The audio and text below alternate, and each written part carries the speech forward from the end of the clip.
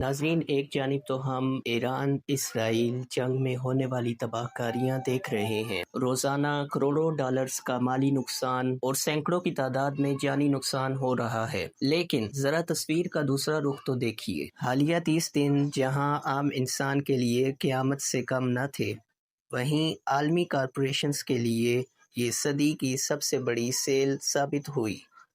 ہم نے social media, اخبارات اور نیوز چینلز پر اس جنگ میں ہونے والی تباہ کاریاں، خستہ حال عمارتیں اور معصوم لوگوں کو مرتے ہوئے دیکھا، لیکن کسی نے بارود کے پیچھے چھپے ان کیش کاؤنٹرز کی آواز نہیں سنی جو ہر سیکنڈ میں لاکھوں ڈالرز گن رہے ہیں۔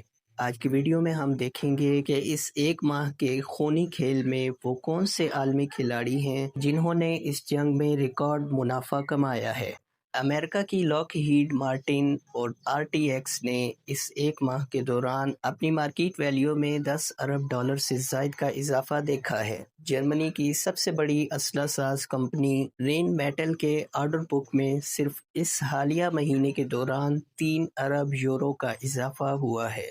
اسی طرح برطانیہ کی بی اے ای سسٹمز اور فرانس کی تھیلز نے اس ایک ماہ کے دوران اپنے منافع کے تخمینوں میں 12 سے 15% تک اضافہ کیا ہے۔ ایران اسرائیل جنگ نے خام تیل کی قیمت کو محض 30 دنوں میں $80 سے بڑھا کر $100 فی بیرل تک پہنچا دیا ہے۔ قیمتوں میں ہونے والے اس اضافے نے ایکزن موبل اور شیل جیسی کمپنیوں کو صرف اس ایک ماہ کے اندر 4 ارب ڈالر کا اضافی ونڈ فال پروفٹ پہنچایا ہے۔ لاجسٹک اور عالمی تجارت کی بات کریں تو اس ایک ماہ میں بحری بیڑوں کی دنیا ہی بدل گئی ہے۔ بحیرہ احمر میں خطرات کے باعث دنیا کی سب سے بڑی شپنگ کمپنی مرکس نے اپنے کرایوں میں 40% تک کا فوری اضافہ کر دیا ہے۔ ایک عام کنٹینر کا کرایہ جو پہلے $2000 تھا، اس ایک ماہ میں بڑھ کر $5000 تک جا پہنچا ہے۔ ان کمپنیوں نے وار رسک سر چارج کے نام پر عالمی تاجروں سے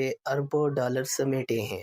جدید دور کی اس جنگ میں ایک اور سیکٹر ہے جس نے ریکارڈ ریونیو جنریٹ کیا، اور وہ سیکٹر ہے سائبر سیکیورٹی۔ ایران اور اسرائیل کے درمیان ہونے والے سائبر حملوں نے دنیا بھر کے اداروں کو خوف زدہ کر دیا ہے، جس کا براہ راست فائدہ اسرائیلی کمپنی چیک پوائنٹ اور امریکن کمپنی پالو آلٹو نیٹ ورکس کو ہوا۔ ان کمپنیوں نے اس ایک ماہ کے دوران اپنے سیکیورٹی سافٹ ویئرز کی فروخت میں 15 سے 20% اضافہ ریکارڈ کیا ہے۔ کمپنیاں اب اپنے ڈیٹا کو بچانے کے لیے ان اداروں کو منہ مانگی قیمت ادا کر رہی ہیں، اور اس پورے عمل میں منافع صرف مخصوص کارپوریشنز کا ہی ہوتا ہے۔